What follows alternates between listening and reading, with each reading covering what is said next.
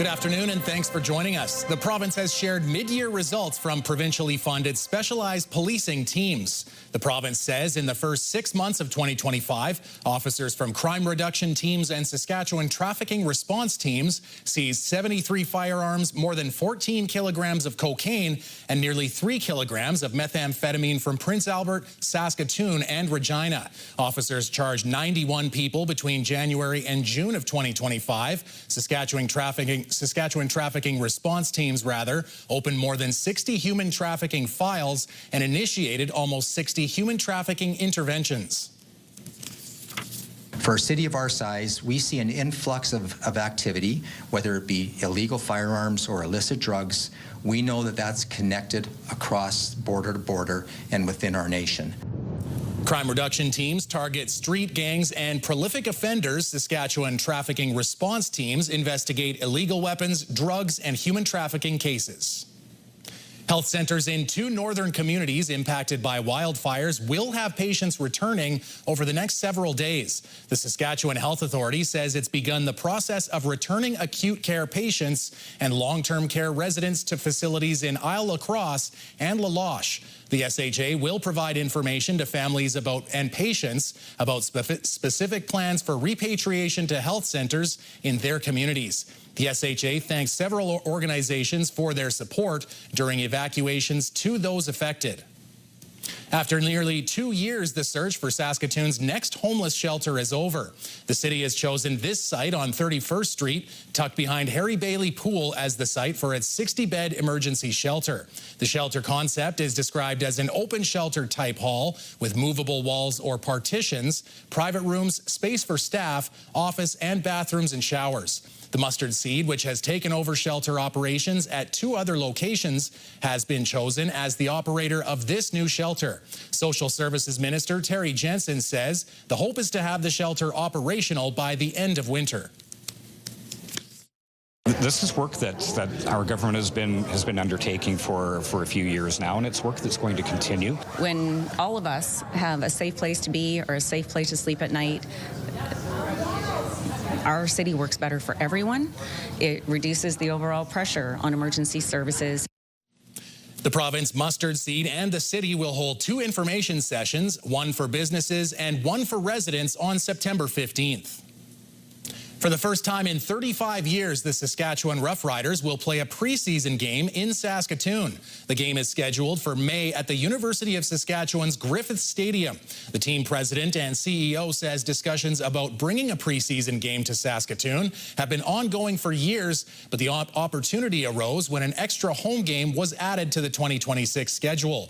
The Green and White typically host 9 regular season games, but with Toronto Argonauts hosting the World Cup, both of the teams' matchups will now be played in Regina. The last Roughriders preseason game was in Saskatoon in 1991. We know Saskatoon is going to show up with massive energy like they always do, and we can't wait until May of 2026. It is such a joy that we get to do it here, because guess what? Just because the Riders are in Regina doesn't mean we don't all bleed green in this province.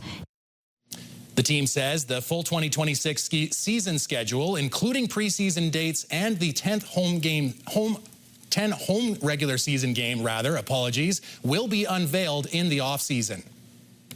Police have arrested a man wanted in connection with a 2022 homicide. Jonathan Ouellette-Gendron is wanted in connection to the death of 29-year-old Brandon Baxendale. Now, last May, police were called to the 100 block of Main Street East for an injured man. Shortly after, police were called to the 700 block of Melrose Avenue, where they found Baxendale dead behind an apartment building. Saskatoon Police major crime investigators learned earlier this month that 36-year-old Jonathan Ouellette-Gendron was in Mexico. They worked with RCMP to have him returned back to Canada, and he was arrested on August 9th in Montreal. He's charged with first-degree murder and failing to comply with a release order. Police say he was placed 10th on the BOLO program's most wanted list. A 35-year-old man was also charged in connection with the homicide in 2022.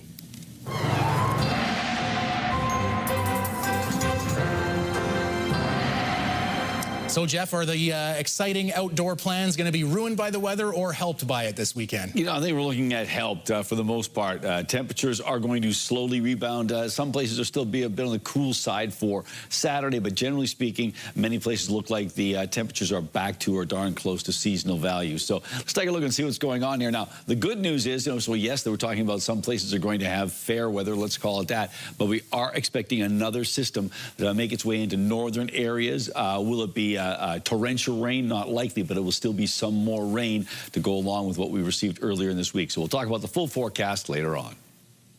Combines will be crossing Saskatchewan highways from field to field as harvest season begins. Virginia DeClute has the details. After months of spraying, testing, and checking crops, the harvest season has arrived for farmers like Tyler Panyuk. Well, we're kind of on schedule this year. I think maybe like it's August 13th. So there has been years that we were desiccating prior to this, but this year I think it's kind of average. The crops have been hanging on a little longer, which usually means more yield. Everybody has high expectations, but really until it's in the bin and in sound condition, storable condition, I don't really want to speculate on that, but I'm very optimistic. It's going to be overall a very good harvest. The season had its ups and downs, with moisture levels always on the minds of producers. For myself, I was really concerned at the start of the growing season, as were a lot of other producers. We had a lack of moisture last fall, and our spring melt went quick. A late April snowfall and timely rainfall have helped improved conditions for some. We ended up with one very good timed rain in late June, early July, and without that, things would have been disastrous. Other regions, particularly on the western side of the province, haven't been so lucky, facing dry conditions through much of the summer.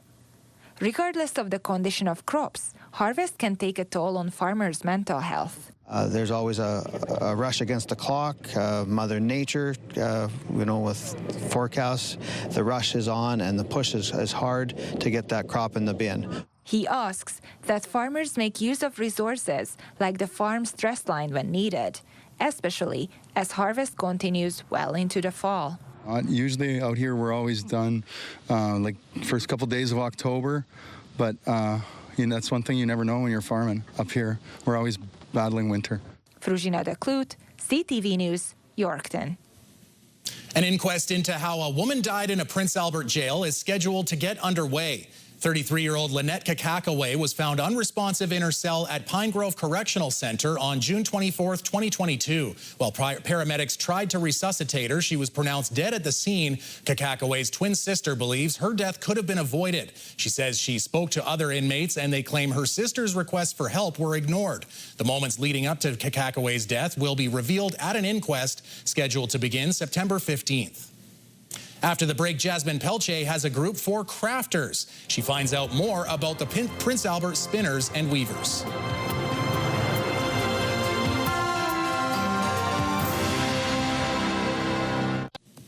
The Prince Albert Spinners and Weavers have a few spots open for new members. Jasmine Pelche learns more about the group of like-minded crafters. We're with Sheila Devine, chairperson of Prince Albert Spinners and Weavers at the Margot Fournier Arts Center, and she's going to tell us about the organization. So, Spinners and Weavers, what do you guys do? Well, what do? We meet once a week, and people come here to weave on a project or spin, and we help one another, sort of mentor new members, and we have I think 4 spinning wheels, so people have access to that. So we have all the equipment to process the yarn, like card it, get it ready for spinning. I had to go down a pretty confusing hallway to get here. It's a secret. Yeah, it is. I'm wondering, how did you end up in this room in the first place?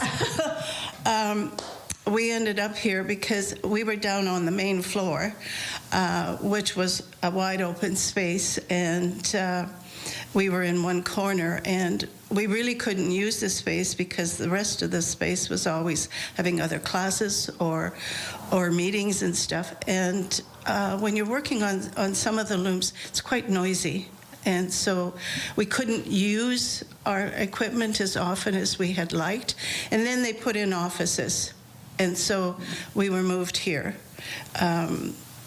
And it's worked out really nicely for us. It's not a very big space, so we have to maneuver around, if we have more than 4 or 5 people. But it's our space, it's secure. How do people join? Like, how experienced do you have to be? You don't. You just have to want to learn. And we have a membership fee. And like I say, as a member, you have access to all the equipment here and the resources, both reading resources and equipment resources, but also human resources. So if someone wants to learn, we're here to help you get started and show you the process and help you get going. If someone wants to find out more information, how can they do that? They can contact me either by email or phone. And the Arts Center, usually if someone is interested, the Arts Center will send them my way and that. So, yeah. What email address do you use? I use smdevine@sasktel.net. Yeah. Anything else that we didn't talk about that you think it might be important to add?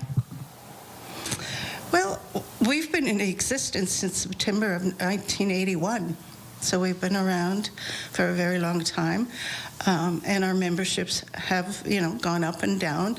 There's always, and I think with most crafts, they find that there's sort of a lull. People aren't interested, and then all of a sudden, the interest perks up. People are always interested. They're always asking about it, but it is a time commitment because it takes a while to what we call dress the loom, put the material, the threads onto the loom. And everyone is welcome. Even if they're just want to see what we do here, they're more than welcome to come. And like I say, we're here every Wednesday from 10 till about 2.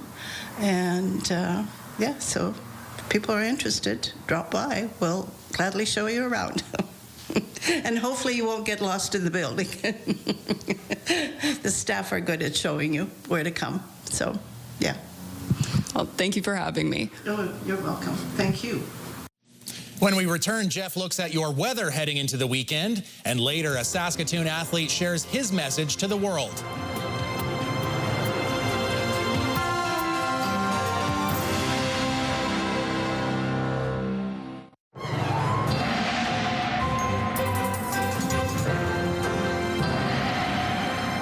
Jeff, only a couple more weeks of kind of summer, or I guess, summer weather. So what do we have in store? Well, hey, we might get an extended summer. Don't jinx it.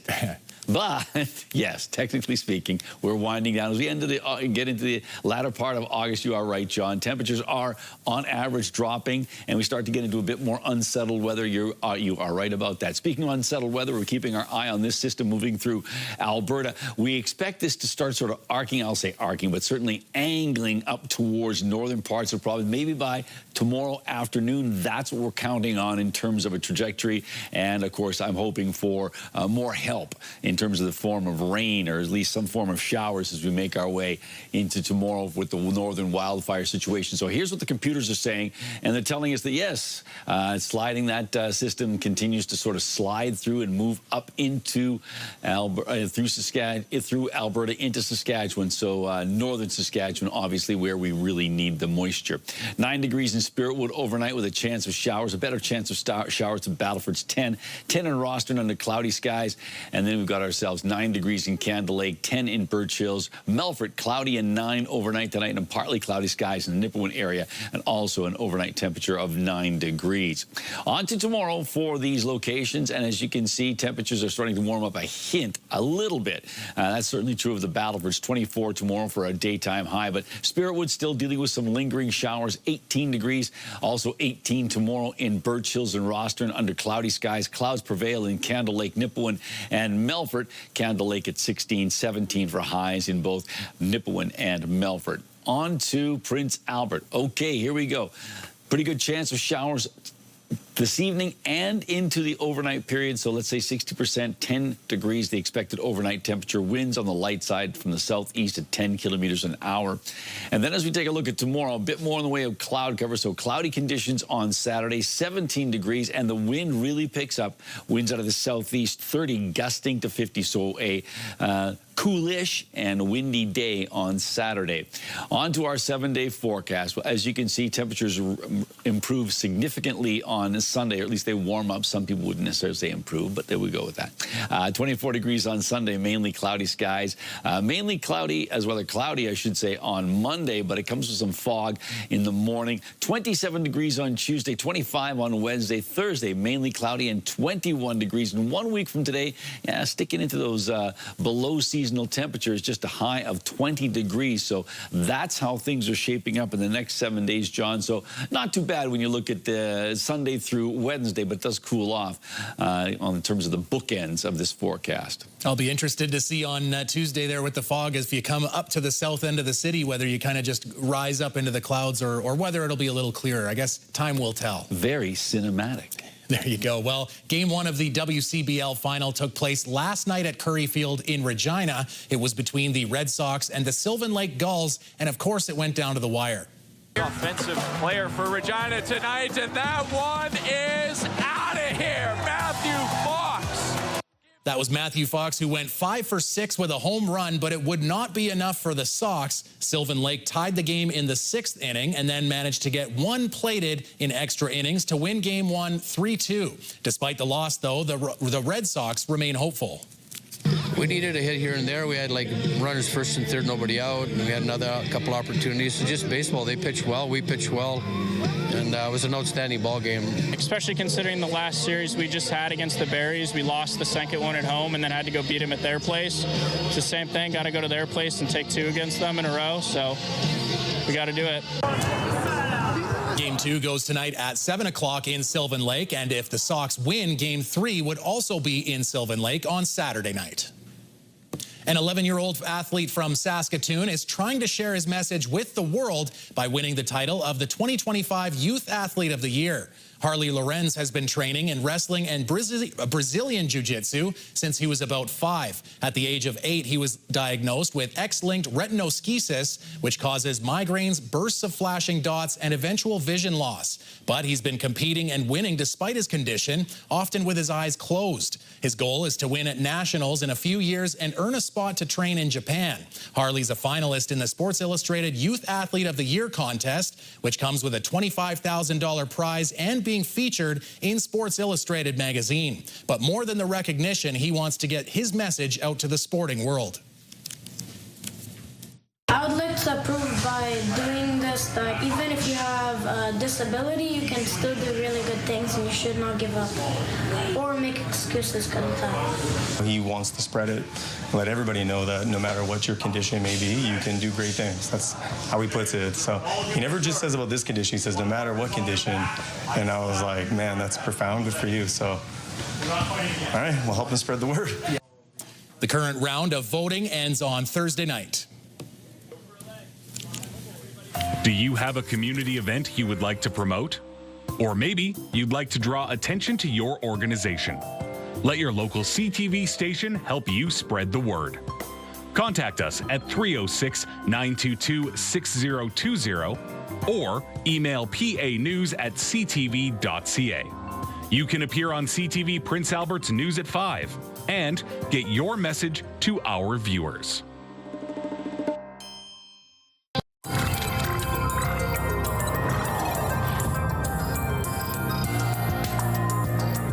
It's a call for justice decades in the making. According to a new class action lawsuit, hundreds of patients were subjected to mind-altering drugs and brainwashing experiments, all on Canadian soil. And a Winnipeg senior, one of the last living survivors, says the time for an apology is now.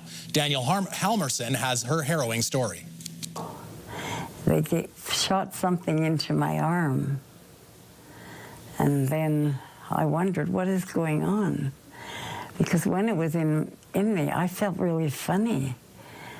I was scared. Lana Ponting was just 16 years old when she was hospitalized at Montreal's Allen Memorial Institute on the campus of McGill University. She was admitted by her parents to the psychiatric hospital in 1958 after she ran away from home several times. I had behavior problems like any normal teenager, and I guess they thought putting me into the Allen would help me and help them. The now 84-year-old who lives in Winnipeg spent a month under the care of psychiatrist Ewan Cameron. I've been sick all my life because of what they did to me, and sometimes I wake up in the night and I'm screaming. Unknowingly, Ponting was a part of the infamous MK Ultra program, a Cold War-era CIA project partially funded by the Canadian government. Ponting says she was forced to take drugs like LSD and subjected to a series of mind control and brainwashing experiments. We were never given consent. They just did what they wanted to us. We were guinea pigs.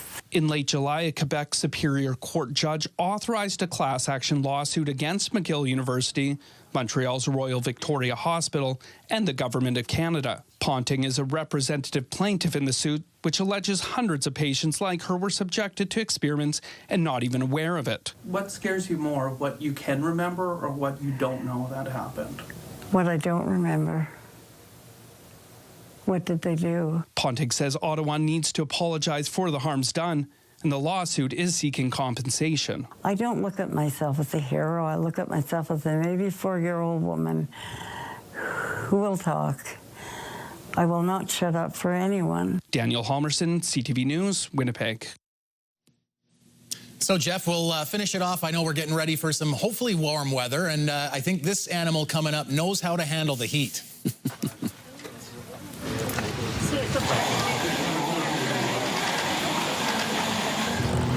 Ice, and a gorilla was checking out some frozen ice snacks. Of course, these animals are at the Prague Zoo in the Czech Republic, and there's right now a heat wave going on in Europe, Jeff. Did you know that, the Czech Republic can either be called Czech Republic or Czechia? They go interchangeable. I didn't know it was interchangeable. I thought we all had to go with Czechia because that's what we see during the hockey games. That's right. Beautiful country. Go check out Karlovy Vary. Oh.